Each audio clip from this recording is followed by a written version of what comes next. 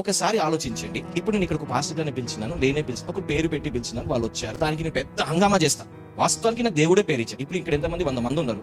నేను ఇద్దరు ముగ్గురిని పిలిచి ఇద్దరు ముగ్గురు ప్రాబ్లం చెప్పి ఇద్దరు ముగ్గురు ప్రాబ్లం ఇచ్చేస్తాను. వీళ్ళు ముగ్గురు ఏమవుతారు? ముగ్గురు ఫుల్ హ్యాపీ అయిపోతారు. దేవుడు నాకు పిలిచినాడు, నాకు ఇది వచ్చినాడు. మరి మిగతా సంగతి ఏమిటి అంటే, వీళ్ళు ముగ్గురు కోసం నలుగురు కోసమే దేవుడు ఇచ్చేసినాడా? మరి మిగతా అందరూ ఏం కావాలి? మరి వాళ్ళకి సమస్యలు లేవా? మరి వాళ్ళకి ఎందుకు పిలవట్లేదు? మరి బైబుల్ సెలవిస్తుంది యేసుప్రభువు వెళ్ళినాక వాళ్ళందరినీ స్వస్థపరిచినాడని ఉంది. మరి ఇక్కడ ఎందుకు స్వస్థత కావట్లేదు? మరి కొంతమందికి ఎందుకు అవుతున్నాయి? మరి కారణం అంటే నువ్వు రాంగ్ వెళ్తున్నావు. అది అన్యులు వెళ్లాల్సిన చోటు. నీకు బైబుల్ ఉంది, నీకు చదువిచ్చాడు దేవుడు, మోకాలు ఉన్నాయి, మోకరించమని చెప్పాడు. మరి నువ్వు ఇన్ని సంవత్సరాలు వాక్యం విని ఇన్ని బైబుల్ చదువుకొని నువ్వు ఏ స్టేజ్ లో ఉన్నావు? ఆ రేంజ్ దాటిపోయినావు. నువ్వు రక్షణ పొందుకున్నావు. రక్షణ లేని వాళ్ళకి రక్షణ వచ్చి వాళ్ళకి డెలివరెన్స్, వాళ్ళకి మీడి హీలింగ్స్, వాళ్ళకు నీకు అది ఈజీగా వస్తుంది.